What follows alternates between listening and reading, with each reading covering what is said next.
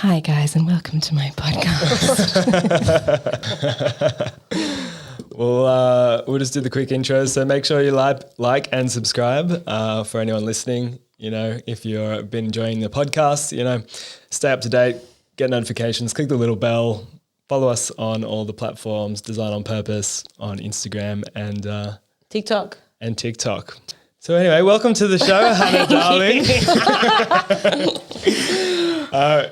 We had an amazing time seeing you perform last night. Well, thank you. Yeah, that was amazing. It was amazing. It was just like hours of just spine tingling moments of hearing you, those amazing songs you've written. Thank you. It was epic. I had a lot of fun too, as you could probably tell. Yeah. I was Yeah. pinging on the stage. So good. It's the most amazing thing in the world to, I mean, I said it a million times last night, but to show up in a setting like that and to be like looking over a crowd of people who have like exchanged their hard energy, money to come and see you. It's like there's something in it that's really special. I think because like, yeah, I don't know, even when we were booking that show, the lady that owned the Citadel was like, oh, $50 is a lot for a ticket. And I was just like, no, that's what it's worth. And we're doing it. Yeah. And it was like the coolest thing to just like stand in that power of like, no, fuck that. Money's just so energetic and I'm putting heaps of energy into this. And like, I don't know, there was like a real feeling of like reciprocity last night that I haven't felt at gigs before, which was really nice. So yeah, thanks for coming. Yeah, it was great. And it was different to when because we saw you play at the gallery that time. So yeah, like I could feel that too. It was a different, because you're creating that space, you're creating that environment. So Yeah. it's definitely different walking in there. And what an amazing venue, the Citadel. Oh my God. We are so lucky in a small town like Moolumbar, like to have something like the Citadel, something like the Regent Theatre. Like Amazing. it's pretty wild. Those places are like world class. Like when you think about, it's something in the music industry that I feel like we have a real problem with in Australia, in that you can play at a shit pub and have like a rowdy crowd and no one's listening to you, or you're mega famous and you have to sell out like the Enmore or something huge that like for somebody like me at this point in time is unachievable. So I'm like, fuck the pub. I don't really want to play at the pub. I've done that. No. Can't play at the Enmore yet. And there's so few like middle ground venues that you can find in Australia. Unless you live in Murbar. Unless you live in Moolumbar, which is wild, you know? Well, the building itself is really special. Like just walking in there, it had that really warm kind of feeling to it. And I don't know how old it is. It's quite old building. Was it a church or something? It was a Citadel. Yeah. What is a Citadel? Citadel, it was owned by the Salvation Army. And so it was essentially just like this place that people were able to come and just get help. Okay.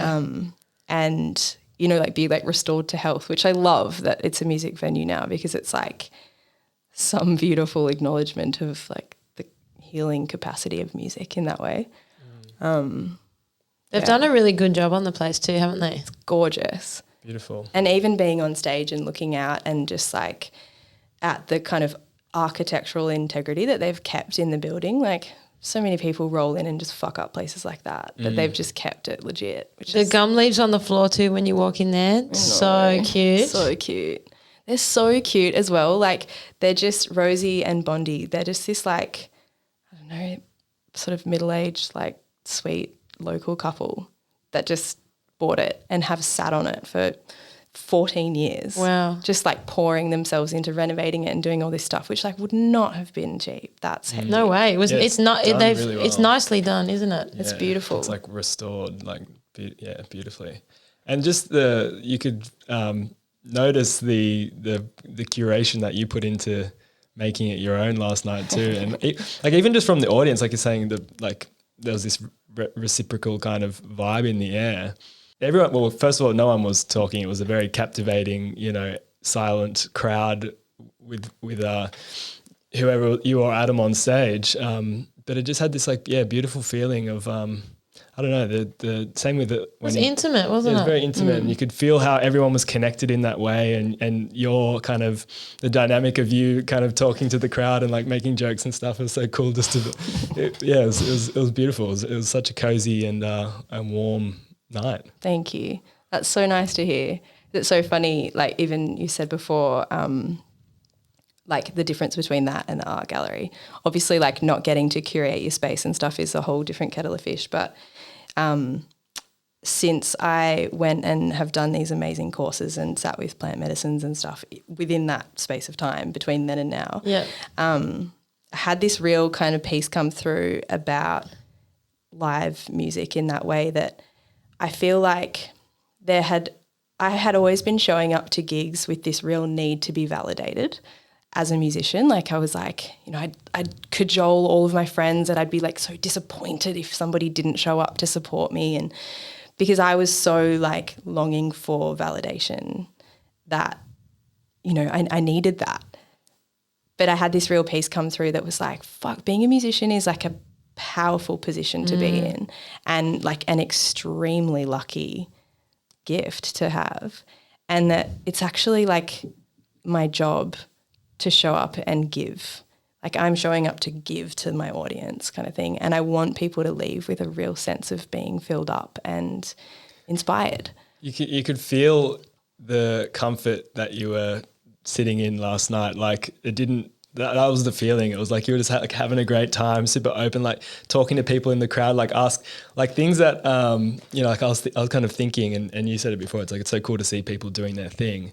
And that was exactly like the vibe and what was created last night. It's like you were just up there doing a thing. Like there was no like shyness or like even if something kind of goes like a bit wrong, it's like flowing with it and then making a joke from it, and everyone's like, you know, it just becomes part of the experience. It was so it was quirky like that. But the music as well, it's so deep, you know, but to have that kind of like jovialness in between the songs, it kind of like releases the tension a little bit. Yes. So important. Well, that's the thing as well. Like I think that's another part of what had come through for me in all of this learning is like songs are like, they're like prophecies, right? Like you can prayers. They are, and like words, the power of like the word that we put out into the world.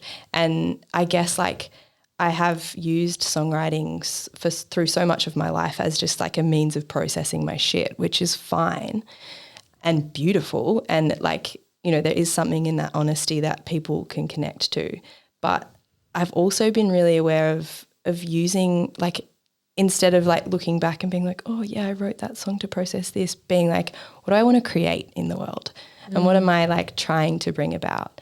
And starting to like move songwriting more toward this avenue or like portal of like being a loving fucking person in the world and showing up with love for people and like creating songs and writing songs in a way that really speak to the like the beauty in the world instead of just being like, fuck my life. The medicine's getting to you. Yeah, it's amazing. It does that. It's got a sneaky way, like, you know, medicine, you know, I think has a secret plan to make everyone a musician as well. Yeah, fully. In some way, like you see that over time, like people start picking up instruments and then learning the songs and you know, that container that we're talking about, like the beauty in the container and like creating the space, you know, and you can feel the music. You can almost see the music sometimes, you know. And like there was a point last night where you're like tuning, you know, you were tuning your instruments, and it's like those times in ceremony I really you know, remember, because we tune in between each song. So it's like that little breath between the songs, you know, and you're kind of waiting for the, you know, what's going to come, and there is some real beauty in that as well. And I think, you know, Joe said something about that, you guys made a comment about that.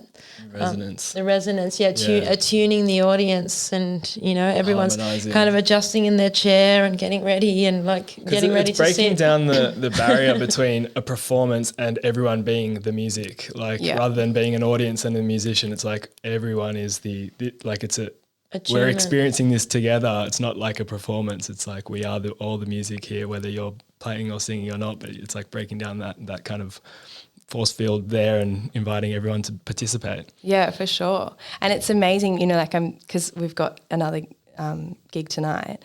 It's amazing I was thinking this morning about the dynamics of the audience and who's there and like what I know of the people in the audience and their stories and how that affects the way that I show up on the stage as well. Like something that I was really sitting with this morning is that amazing like interconnectedness of us all in those spaces. Like, yeah, really actually honouring the people that are there and like tailoring what you're doing to who you know is showing up for you.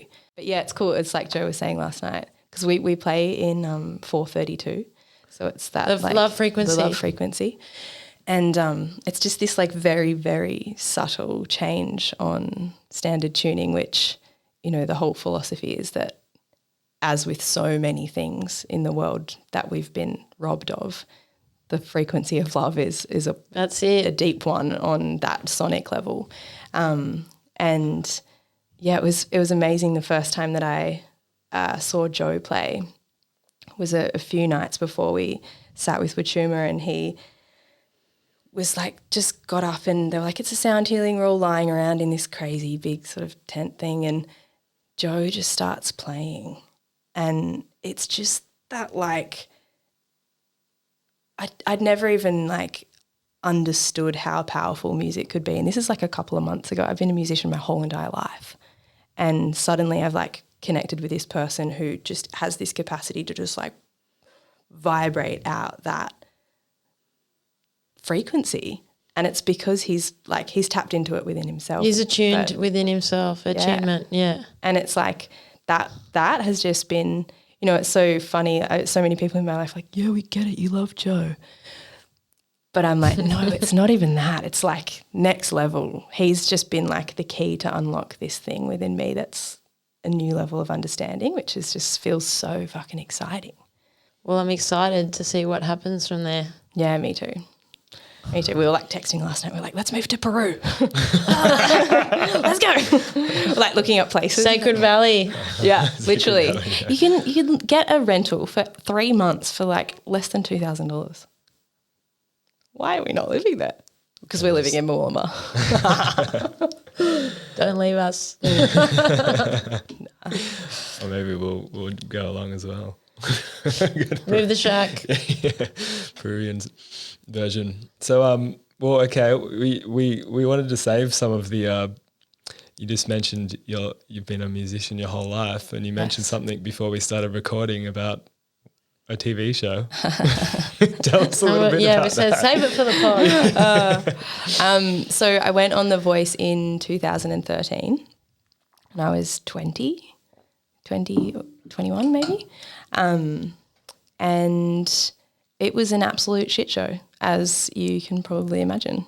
It was like absolutely nothing to do with music, absolutely everything to do with TV ratings, just like... What, like drama? Drama. They just loved the drama, and they loved me because I was very dramatic. And, you know, like, so I got on and I was like, who did I choose? Oh, I chose Joel Madden as my guy. So, you know, blah, blah, I go with Joel Madden. Your mentor thing, right? Is that how it works? Yeah. They train you sort of thing? Well, kind of, but actually they have nothing to do with you. Yeah. It's just for TV. It's all for TV. Like, it's literally just like they'll film this like sort of moment of tenderness between you and your coach, but you're just there, just like, honestly, you've just been blown out into the center of the universe with absolutely no support, and you're just looking for anything. They get you to this place where you're super vulnerable, chuck your coach in for literally 2 minutes, and they'll have a conversation with you where they say one nice thing and you're just like, oh, I love you. But I never once did a performance I liked. Like, I was so fucking shit, and I was getting hammered on social media. Like, people were just like, she fucking sucks, she's ugly, her tattoos are disgusting. Like, No way. I was getting torn apart. People are so fucked. It was pretty fucked. And they, you know, Was this Instagram days or like Facebook days? Just okay. well, no, Instagram had been around a long time, but it wasn't in its prime yet. Yeah. But like, you know, I went from like 1,000 followers to 50,000 followers like immediately. Like it was still a thing that had on traction. Instagram. Yeah. Far out. And but yeah, there was like, so they'd call you there, you'd have to be there at like 6 a.m, but then you'd get there at 6 a.m. and you'd sit in hair and makeup for 9 hours, just getting like blasted by this hectic fluorescent light, just like so layers upon layers upon layers of makeup on you.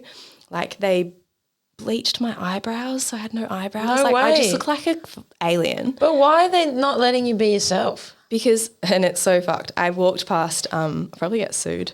I walked past this room and they had this big billboard where they had everyone's pictures on them. And then next to the pictures they had their, like they were creating Like a look or a something? drama. You know, it was like they were creating a reality TV show. So they were like, this is you and this is your personality and this is you and this is your personality. Like, what do you mean your personality? Like they had like dot points or like they had... Everything. Like, Oh, really? Like this one's funny, quirky, she dresses like this, she does this. You know, there was like, and then there were all these like Characters mood you're shots. playing The in the Sims. show. Yeah, it was. And they took me, I guess, because like I had coloured hair and I had tattoos, and that was pretty far out, like 10 years ago for a girl on TV. So they were like, let's like turn up the saturation on how quirky she is. And I was wearing like these, I was tiny as well. I lost like 15 kilos. If you can imagine me like 15 Wow. kilos smaller than I am now. They put me in these like tiny sequined like bralettes and like sequined underpants and like tiny, tiny short shorts and the most fucked up outfits you've ever seen. High heels like this. You didn't have any choice in this? No, they just dress you. No way. And in my last episode, I just was like, nope, fuck off. I've got my outfit. I knew I knew I was going to get out that night. So I just wore what I wanted and that was that. But yeah, it was brutal. And I walked out of that experience just absolutely hating music. I was like, this industry's fucked.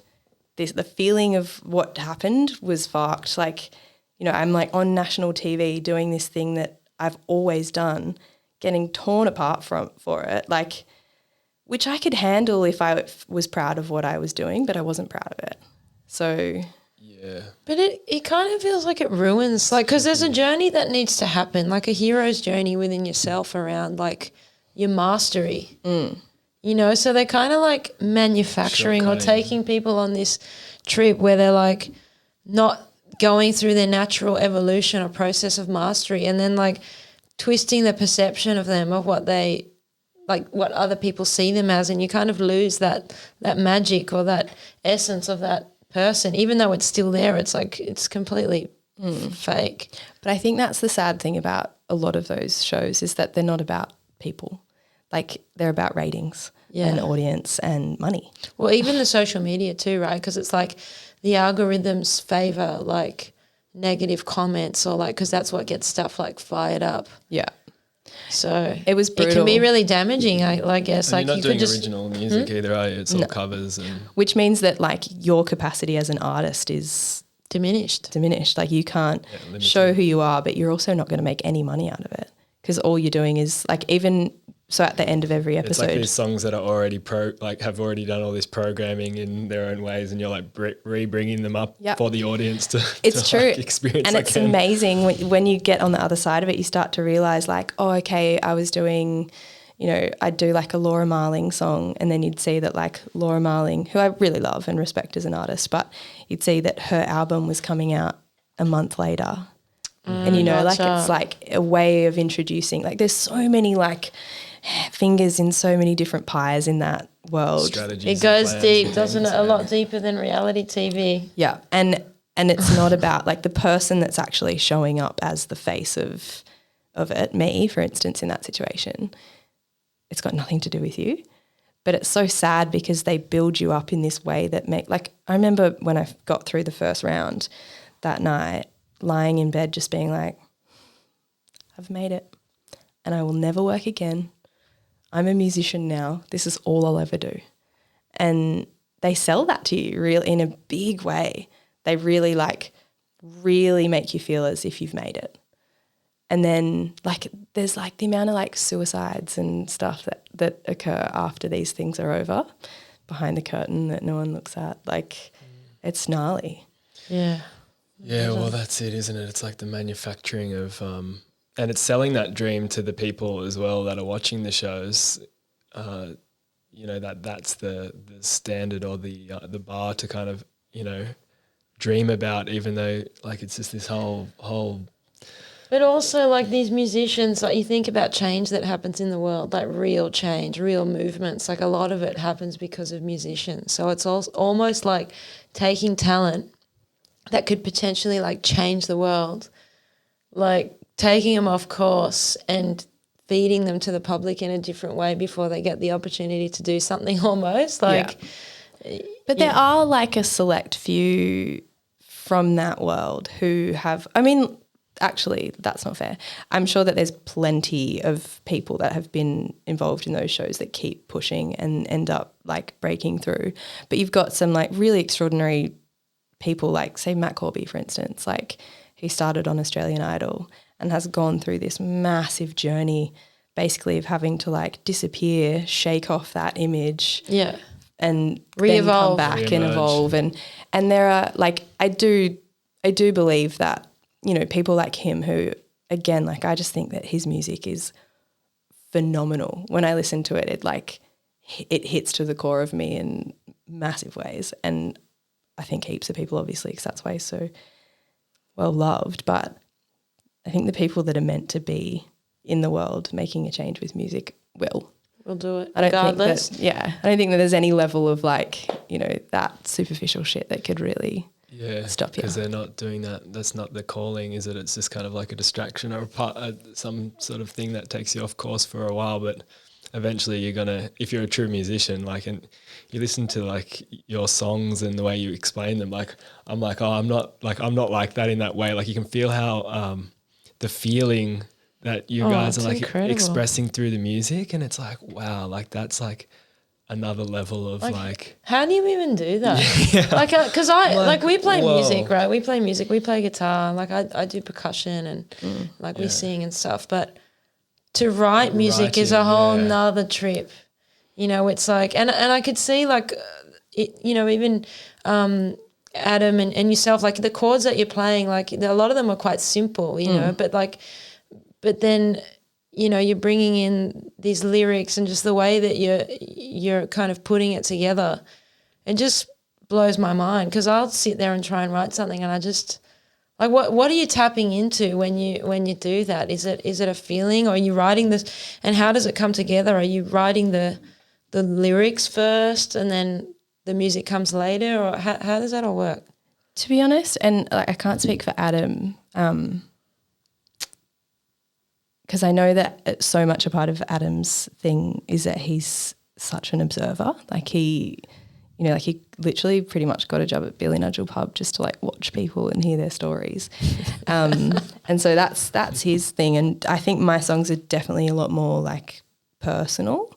But to be honest, I don't really know how to answer that question, because the only thing that I feel that I've always kind of known, even like when I was a little kid, I've never, ever, ever tried to be a musician. In fact, I've tried actively not to be a musician and not to be a songwriter more than I have tried to be. Well, I'm glad it didn't work. Yeah.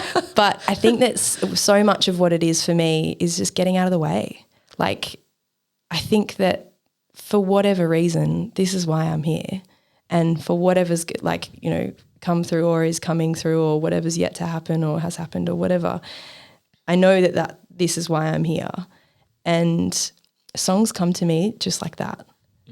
It's like I'll be literally like lying in bed half asleep, and then I'll just be like, boom, and it's there, and I sit down and they come in 5 minutes, and then like I'm full done. downloads. But that's what, like, we all do that in our own, like you do that too, but just not with music. I usually am sleeping, like I'll be like lying there just sleeping. Tom's got so many photos. I was looking through the drive the other day looking for photos. Tom's always taking photos of me just like sleeping. Then I'll just wake up. Sleep creating. Yeah, no, just like I'll be working on something and I'll just go and lie down, and then like I'll be in a really weird like position, like on the side of the couch or like on the floor or whatever. And then I'll wake up and I'll go, I've got it. Yeah. Yeah. Okay. Yeah. Let's get moving. Which, like, don't you think, I guess the commonality, like, between the three of us in that sense is just like an openness to life in a way. Like, I just feel like that's how I've always lived my life, is just like, yes, I'm here. Yes. What next? Where am I going? What's happening? Like, I think when you're open to life in that way, and you're open to all the possibilities of all the realms and all the fucking dimensions and all that shit, like, I feel like you become able to be a portal in that way. And that is what it feels like to me. Like, even when I was a little kid, I used to go busking on the Corso in Manly, on Manly beachfront. And people would just come and sit around me and just cry. Like, constantly. Every time I do it, there'd just be someone or many people sitting around crying. And still, I don't think I've ever played a gig where people don't end up in tears. And I think that, like, but it's not me. And, like, I don't ever want to take full credit for it, because I'm just living. I've just had this life. I've had these experiences. I've, like, you know, done work to process them in a way that I can get up and share really personal things and be okay. But that's it, right? Like, that's how you become a channel. That's it, exactly it. It's channeling. It's channeling from the potential, you know, from the field through you as the channel out and expressing it through some form of creativity. And, like, that's what humans, I think, are designed, like, that's what we're meant to do here, you know. And everyone has that calling. Like, anyone can do it, their own version of it, whether it's like art or food or, I don't know, podcasts. Like we all have this ability to get out of the thinking brain and just open up to whatever it is that comes through, and things start to be created.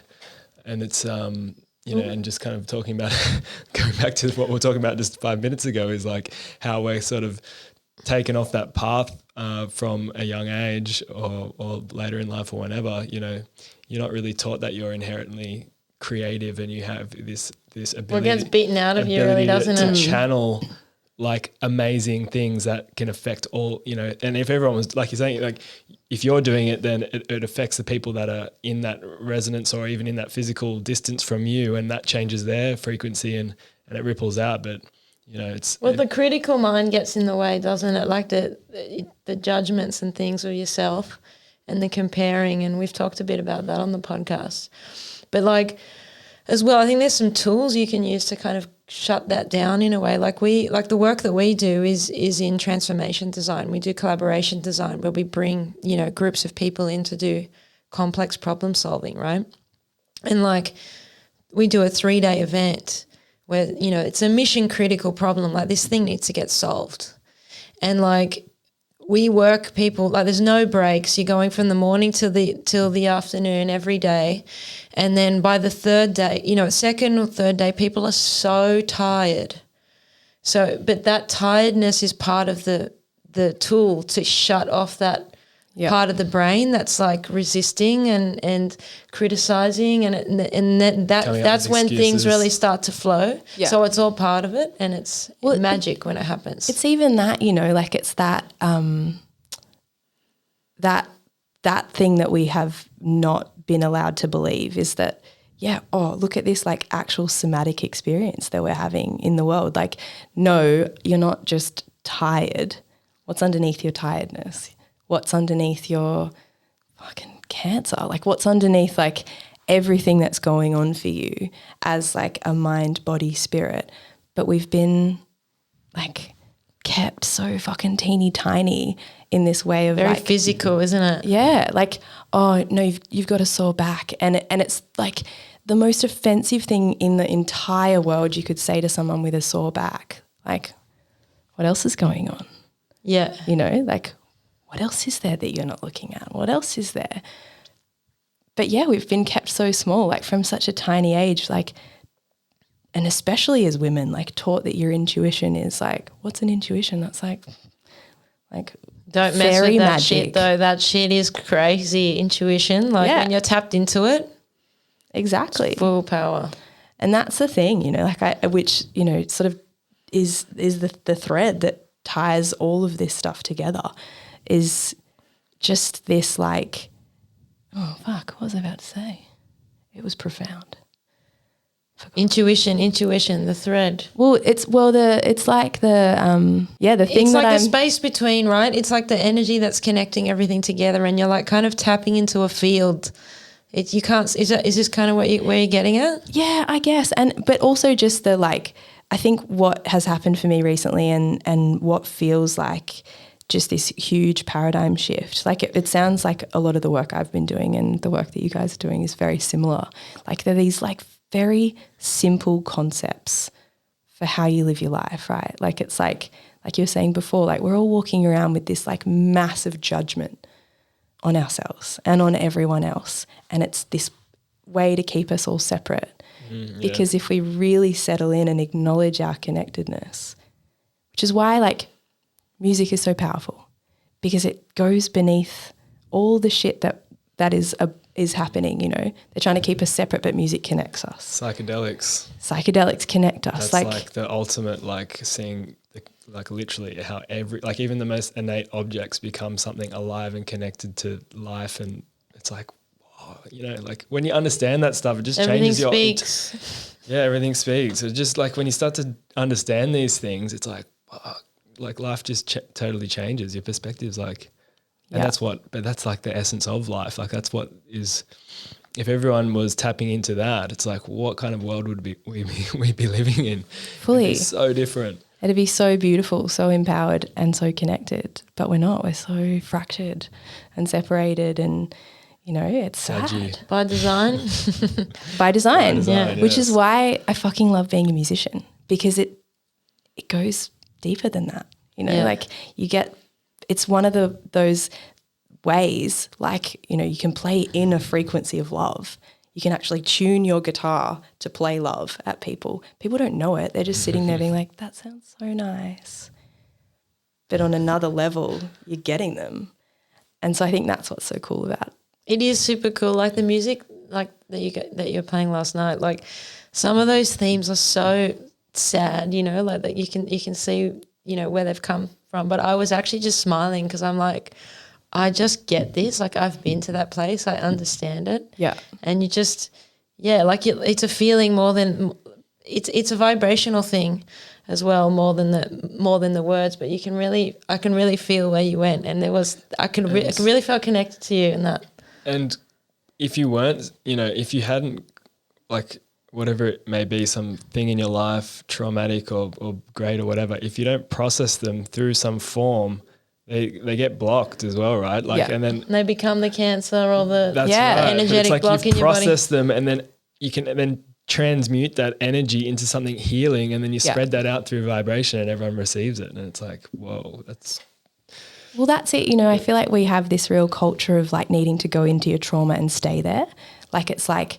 Or it becomes part of your identity. I've got PTSD. Oh, I've got this. But like, which is not to say that these things aren't real. You know, like, yes, people are walking around with... You get called, you get labelled like something, like an addict of some sort. Or what about this? Like, I've been doing some of this work on my posture and you know, healing a lot of things. It's actually having this whole chemical impact on my body because all my organs and everything are starting to sit properly. But I was talking to someone who does this work the other day, and they were talking about they were working with some people to fix things. They were on like government payments, and then they came to him and they're like, no, we have to stop.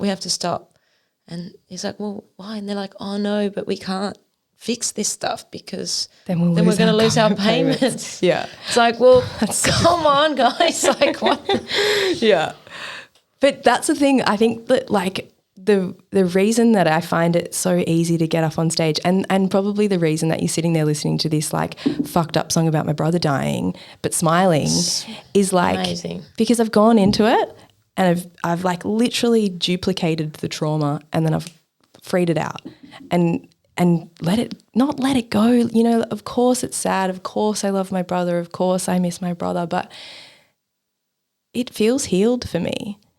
And my relationship with him is like beautiful, healed, continuous. It wasn't at the point that he died, but we've done the work to fix it. And so now it's like, cool, when you free your own trauma, you create space for other people's trauma to come in and be freed. And it feels joyous to me. Like when people come up and they're like, fuck, that song just really shifted something in me, I'm like, fuck yeah.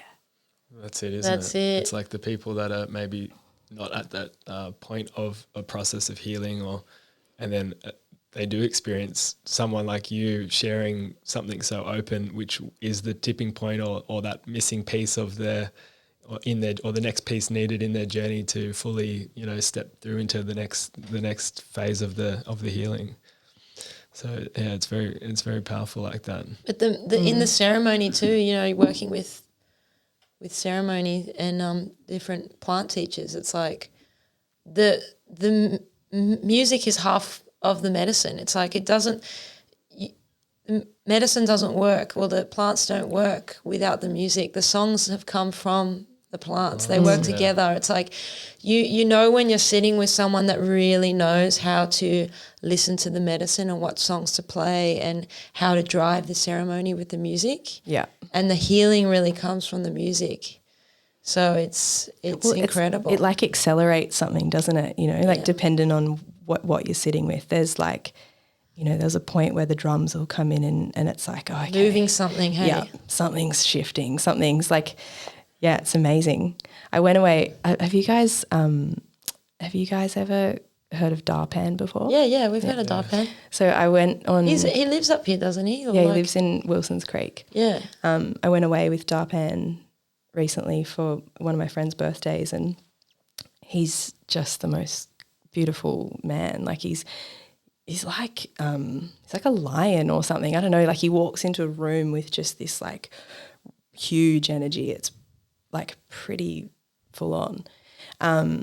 He's got the most beautiful smile, and his voice, he's got this like really deep, amazing voice. And he's a musician and has been for a long time. He's gone through just this like roller coaster of different, like in a rock band, in a this, in a blah, blah, blah. And now he writes this beautiful medicine music. I'd just gone into the studio to try and start recording, which has like been a huge block for me. And I didn't have the experience I was hoping for, and kind of came out of it and I was like just really searching myself, just like my searching though has always been this sort of like, here's my problems, can you take them and sort them out for me and then give it back to me when someone else has sorted it out? Like I was like so doesn't really work like that, does it? Doesn't work like that. And so I kept going to Darpan and I was like, what? All I want to do is write music that heals people, but like I feel like everybody that starts on that path ends up making the same music and I don't really understand why. And he was like, just go fucking sit with Wachuma and just chill out, like stop getting all up in your head about it. Came out of it, and at the end of the ceremony, Joe and I just end up naturally sort of playing music for everyone. And I got it, it was just like this moment of it clicking where I was like, the universe had been humming along on this frequency and I'd just been sort of like sitting down here and just not quite knowing what my place was, and it just sort of elevated me up to this like, ooh, okay. Now you're locked in. Now I'm in. And Joe and I are just like, obviously in the 3D sitting in this tent physically playing music for people, but we're like dancing in the ether together in this most beautiful way. Someone that I've never met before, but like I finally understood the interconnectedness, finally understood the power of music. Like, my life actually, and it's not just the medicine, of course, it's like so much of the teaching around the medicine, but my life changed in an instant. It's like, it's amazing. And it blows my mind really that we have access to this. All humans have access to it, but so few ever get it. It's quite wild. Well, there's been a war on it, really, isn't there? Psychedelics in general, but which is great. Like, if you go out to the forest, it's like psilocybin mushrooms, magic mushrooms are illegal. They're illegal. But they're grow everywhere in the forest. They grow in the grass. They're They grow out literally here, like in the unmessed paddocks out with here. nature. And it's like, what point does it become illegal? And it's like, that's the craziest concept. Like you could be walking through a paddock and there's some mushrooms there. That's legal. But it's Reach down and start touching illegal. them. Touch Go to it. jail. Yeah, exactly. Yeah. like, and you know, that's, and even like when you start to learn about all this stuff, it's like across the whole world, everywhere that I've sort of like looked into, there's been psychedelics everywhere across the world. It's like it's part of being a human being. Yeah, it's like it's one way of tapping into that natural area, you know, that place, because, you know, and if you do these different medicines, you feel the connection to where that medicine's from. Like if it's from the Amazon, or if it's, you know, like a certain cactus or whatever, it has these different, like you're connecting with that force of nature through that plant. And it's, again, like creating that connection, realization, which is the war of, you know, it's like the war on psychedelics, but it's like the war on programming, on all the work we've done to program your mind. Now don't go and fuck it up. Yeah. But it's crazy, isn't it? And I think that like, because like, you know, I'm pretty honest and I just like talk pretty freely about whatever I'm thinking. It's amazing being out in the world and talking about psychedelics, how much resistance there is, you know, like even the programming against it is very strong. Very strong. Yeah, you get called a lunatic, like, oh, don't. Yeah. You're going to go crazy. But it's quite wild. And I think that it's not for the faint-hearted. Like that journey is like I think it is for everyone.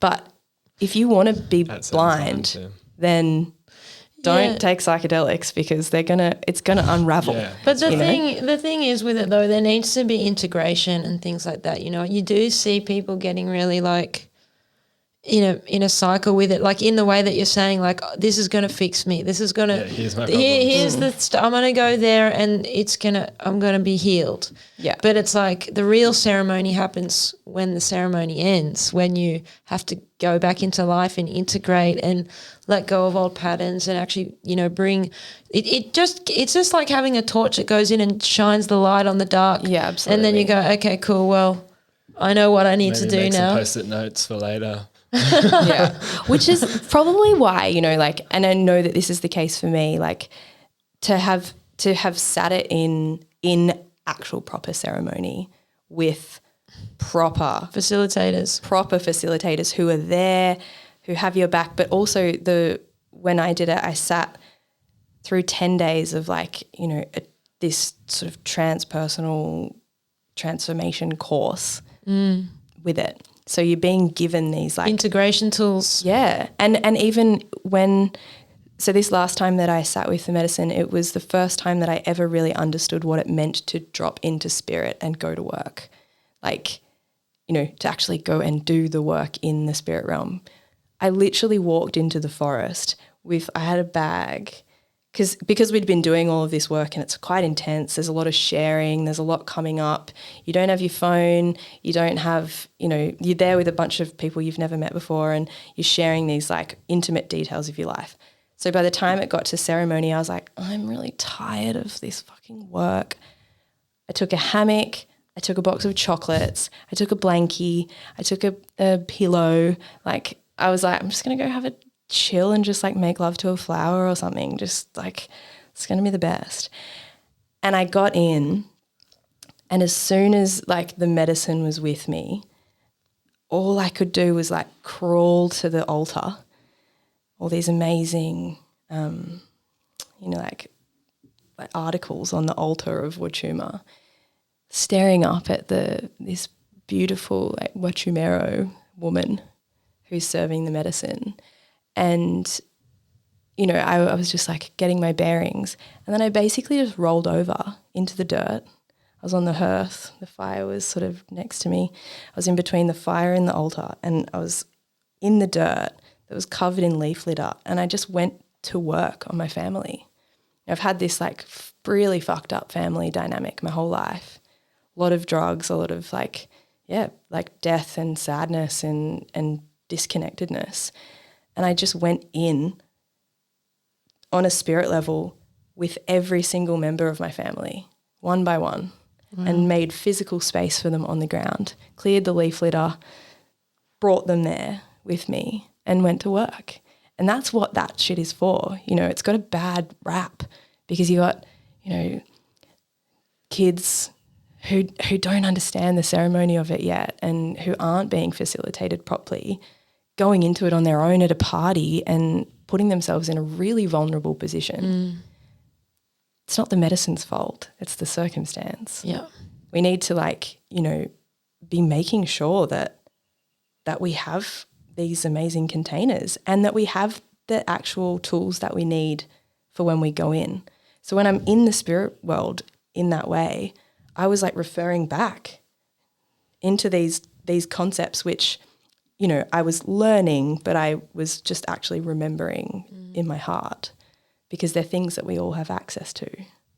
Just like, you know, things that are as simple as decision making, you know. So when I'm in that space where I'm with the medicine, I've got all the tools that I need to go to work on my family. And honestly, like coming out of it, like you said before, when the work actually begins, when you get home and like my dad's really annoying and like, you know, all up in my grill or whatever it is, it's like, okay, yeah, no, I've done this. I've gone here with you. I'm okay.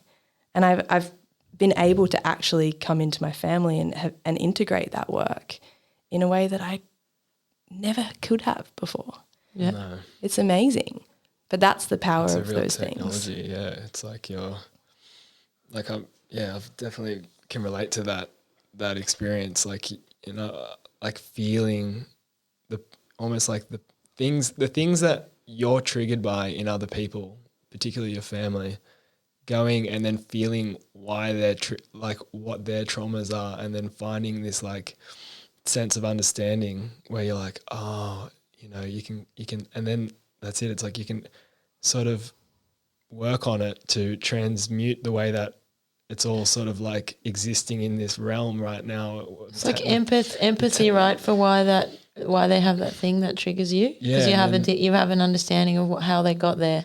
Yes, and it's like empathy and compassion, and then you can have compassion for it rather for these things being a triggering thing that then you're kind of left unresolved in you, that then you kind of pass on to the people or your children, you know, as well. So yeah, it's full on. It's like it's like a technology though, isn't it? It's like this like it's like years and years of therapy in like one night. It's true.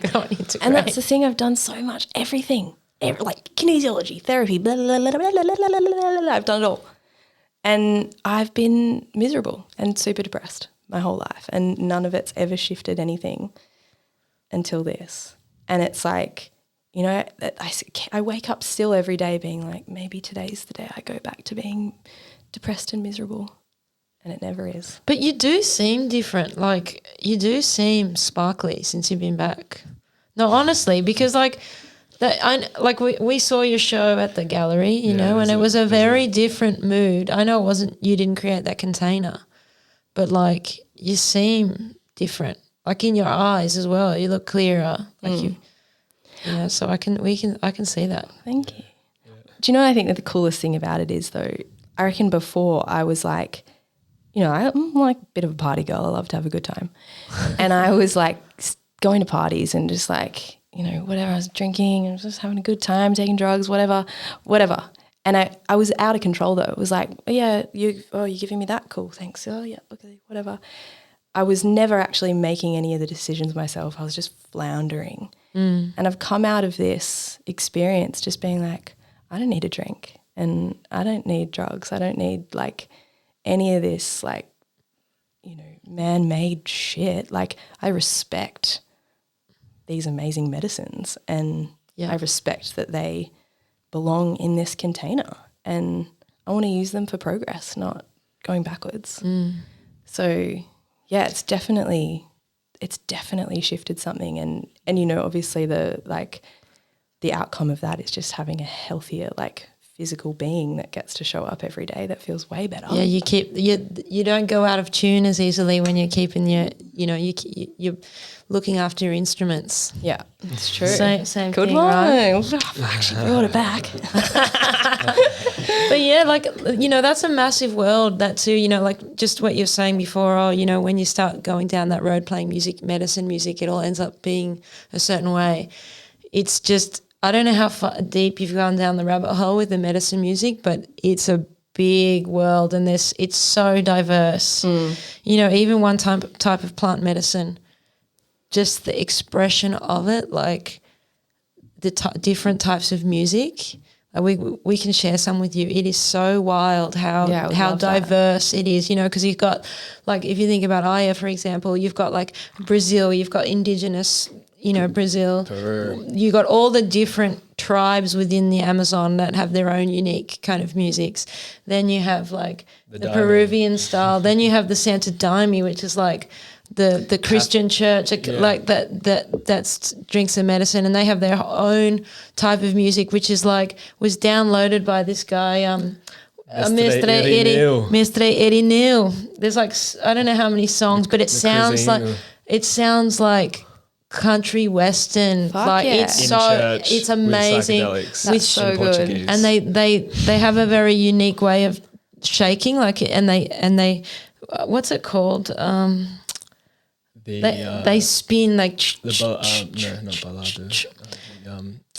Yeah. I don't know, but it's very regimented. It's very like show up, do your work, everything's on point. You don't like very like disciplined. Keeping yourself disciplined. Yeah. It's like not like getting all lost. It's incredible. It's like showing up, being present. Yeah. Which is hard on, So there's all these expressions, which we can share with you, because it's like it's a big world out there with that. I'm so fascinated by that. This is a thing, like I was saying before, like when the Wachuma sort of first was with me, I just like went to the altar and I was like, oh, it feels like this is, my history, like this is like my ancestry or something, like, which is, it is for all of us, but it's that I feel so fascinated and like so eager to kind of like learn and like listen to that sort of stuff and come to understand it, because it's so what I feel called to. Your music is going to evolve so much from, tapping into that. It's going to be so interesting to see where that goes. Yeah. Yeah. Fully. So curious. I'd love to. Yeah, it's cool. It's that that's what feels fun at the moment. It feels that like there's a lot of play. There's a lot of room for like joy in all of this stuff, in playing music, and I'm just like excited about life. That's cool, That's exciting. When you are that way and you show up that way every day, it's just like you just become like a magnet. Like it's like you guys, like I get to like magnetize to these people who are in such close proximity to me, and we get to like do cool shit together. It's great. And there's a lot of cool people around Mobile. Yeah. There's just so many epic humans around here. Like we keep meeting them, maybe because we're magnetizing too, but it's like there's no shortage. No. Yeah. Well, I mean, isn't everyone fucking amazing? Well, yeah. Really? Yeah. I think that's the thing. It's like we're all amazing, phenomenal, like powerful creators. And I think what happens up here is that there's just a great deal of permission.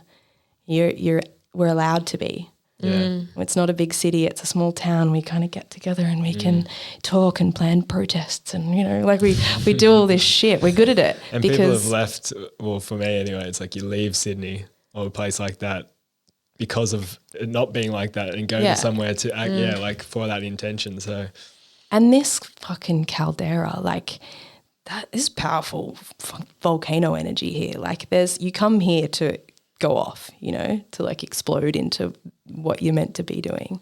The land supports it. You've got this crazy big mountain just watching us. Like you've got this amazing, like huge river like swelling, and it's amazing. It's very alive, isn't it? It's alive. Like very, it's just like got this powerful energy, like kind of, and just the way that like throughout one day, like how everything sort of changes. There's different modes of the day. It goes from clear and then it'll suddenly like have these like takes a turn really quick. Like there's a lot of, it's like around the mountain there's like a big force field, isn't there? That kind of just swirls around and circulates. It's full of crystals, isn't it? This whole area is. It's wild. You should see some of I live in Crystal Creek, and the creek lives up to its name. There's these like massive thunder eggs. Wow. You just go like hunting through there and crack these things open, and they're just like entire universes within themselves. Like it's the most amazing area. Australia's just like off next tap. Level, isn't it? It's amazing. It's no wonder like Australia cops it on like all these other levels, because it's such a powerful place. Yeah. Amazing. The land is amazing. our people are amazing. Our native people are amazing. Like Yeah. so much wisdom. I'm glad we decolonized the shack today and Yeah. got the proper map up there, or a version I of guess it anyway. it's still a map though. It's still a map. It's still a map, but we're working on it. We got to find the right one. But it's an iteration. Yeah. You need to get moving to the show tonight, right? I do. Is there much to prepare? The stage is still set up as it was last night, or is it a new? No, stage is still set. Except I woke up this morning and I was like, oh, I really need another outfit. I've got I've got two. So I had an outfit change last night. So I had 2 costumes last night, and then I only have one left for tonight. And I was going to repeat one, but then I was like, oh, but I just want the people to be surprised. So I need to go. But really, you just want an extra outfit. That's what was also an awesome part of the show, was like you're just like shamelessly like changing outfits and commenting on it, so everyone's like aware of like. No, but I think people know you for the clothes, right? You know, you and Banjo are always looking so fresh. Yeah, like, the team. Yeah, and Reese too. You know, I made a comment to Reese the other day. I'm like, oh, you know, you look so fresh. I was like, oh, how's that show? And I go, you must have the biggest wardrobe. He's like, no, you're talking about Hannah. Yeah. Oh my God, when we lived together, it was like, I mean, anywhere I've ever lived, my wardrobe is the biggest problem, because it's like, where do you put that magnitude? It's ridiculous. I think I saw a photo on your Instagram recently saying something about it, with a photo of just like this huge wall of clothes. That's like not even a quarter of it. Like I've been like constantly renovating this like tiny space that I have. I basically am going to buy a shipping container and turn it into a walk-in wardrobe, because it's just like actually obscene. But I was talking to someone the other day and they were like, do you do it for attention? Like, do you dress up all the time for attention? And I was like, I actually had to sit with it and be like, why do I do it? I just fucking love it. Like, yeah, why not? It's expression. Yeah, when I'm in an outfit that I know is popping, I'm like, yeah, fuck yeah, you got this, girl. I know that feeling. It is. There is a like, clothes are such an expression. Like when you're feeling good and you got fresh shit on, you're just like, fuck yeah. But like walking around. I'm the opposite to that though. I like to have fresh stuff, but I like to have minimal stuff. I don't like to have to make the decisions. But you love getting new, like when you've got your fresh stuff. You're like, fresh stuff. But I buy stuff that like I'll wear to the death, like the same pair of jeans, like just, you know, I wear the same shit every day pretty much. Same. I mean, we're the same. Sometimes Tom and we wash our clothes and it's on the washing line. We don't know whose shit's what. It's actually so funny. I have like this very distinct memory of the first time that I saw Tom in town. I think you were wearing like red, maybe like, fuck, yellow socks. Guy looks like Rick's, but no, it was just it was just this like very like, I love when people's outfits have like character. Like you have a character in the way that you dress. It's like there's always a hat that's got some funny something on it. There's always socks and Crocs and like shorts and a flannel. And I just remember the first time I saw you, I was like, oh, who's that guy? Oh, cool. A cool person in town. But now there's heaps of them. Yeah, sorry. Keith's is the epicenter. It's where all the cool cats congregate, isn't it? Yeah. Yeah, I worked there. That was that's how I became a local, working there like 5 years ago or something. It's the hub, the social hub. They curate the environment there too very carefully, don't they? With the music and everything. Like you can feel like they really tap into the crowd and the vibe of what's going on in there. Yeah. Very clever. Yeah, I love them. It's a real blessing to a town like this. I think it's like it was the inaugural spin of the Catalyst. Wheel that is probably why we're all kind of here, you know. Yeah. Yeah. Put it on the map a little bit. Definitely. Well, we would tell the listeners to get tickets for tonight, but A, it's sold out, and B, you won't hear this until the show's already over. So too bad. But is there anything else in the pipeline that people should be aware of? Joe and I are playing the Byron Bay Surf Festival, closing festival, something. Is that the one they have on the beach? Like, no, it's at Secret Garden in Byron. Okay. I don't really know that much about it though. I don't know if it's a ticketed thing or if it's just like a bougie like surf people thing. When's that? So that is on the 11th of September. Joe and I also have a gig on the 28th of this month, so a couple of weekends' time, in Mullumbimby. We're doing like a funny, you guys would love it actually. It's at this place called the Yoga Barn or something. There's a link to it on my Instagram. What's your Insta handle? Hannah__darling. That's what it is. Double underscore. But yeah, we're doing this just like sound journey. We don't really know what we're doing. We're kind of just going to show up and play together, and then we're just going to open the space for anyone to share like medicine music. We're kind of Well, we should go, Tom. You should come. Let's go. Play some Santa Daimi music. Yeah, that would be epic. We're really keen. We're just like, Joe and I want to start doing a bit of like development with artists and kind of helping people kind of come in and develop their music and their kind of capacity to show up as musicians. So yeah, this is kind of the beginning of it. We're just opening the space for people to come in and start sharing.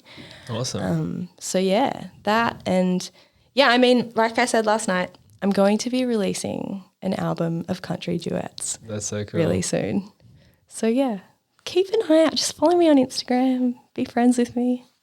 Do you have a Spotify or anything? No, I don't. And please don't look up Spotify because all you'll get is the voice stuff. Okay. Well, it's terrible. we will look that up maybe. Oh my God. Just whatever you do, don't YouTube it. I'm trying to remember if I saw any episodes of The Voice in 2013. I don't think I may That would be a very I don't watch specific TV. memory. I don't. Yeah, well, that was... There was a whole drama because I don't even know what I was doing in 2013. I was on it with a guy. I started dating a guy on it. We'd known each other for a long time, but kind of, re-met there and started dating. And then we lived in the same, he lived in the same building as Delta Goodrem, who was one of the judges. And we were he and I were publicly dating on the show. And then there was this paparazzi shot of him walking out of the building with Delta, and they were it was in Women's Day. It was love triangle, Hannah Darling, Delta Goodrem, and they Danny can't Ross. help themselves, can they? Yeah. So there was all this drama and around it. It was really funny. But yeah, so when you look it up, you'll see some funny things. Down the rabbit hole. Yes, but more excited to see what comes from here on out. Yeah, that's for me sure. too. And seeing how things progress. So yeah, we'll be staying tuned. Can't wait for the album. Yeah, me too. Duets. Thanks for having me, guys. Thanks No for worries. So good. having such an epic little space in town. Yeah, and if you think of anyone that should come on, get into the shack. I am actually already thinking of heaps of people. That's great. Yeah. Let us know. Yeah. There's some really fucking cool conversations I reckon you could have. There's this lady who lives around here somewhere, and she's a death doula. Yeah. Oh yeah, you're not talking about Amy Lou, are you? No. We're having her on here, yeah. Well, there's a few. There's this She's a other lady gatekeeper. named Zenith, who's the Lord Mayor of all things death. And then there's this other lady who has this thing called paperbark death care. Oh wow. And I just, a couple of weeks ago, it was probably more than a couple of weeks ago, I got this call from, I came out of one of these courses. So I did the long sort of 10-day course, and then I've gone back and done these weekend intensives with them quite a few times since then. And I came out of one of them to a message saying I'd love to get you to come and play some music for our family.